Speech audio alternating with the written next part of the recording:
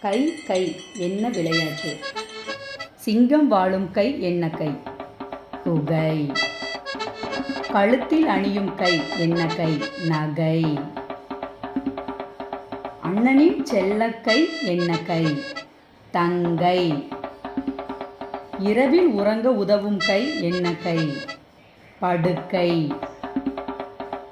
காலில் அணியும் கை என்ன கை? சலங்கை. மயிலிடம் இருக்கும் கை என்ன கை? தோகை.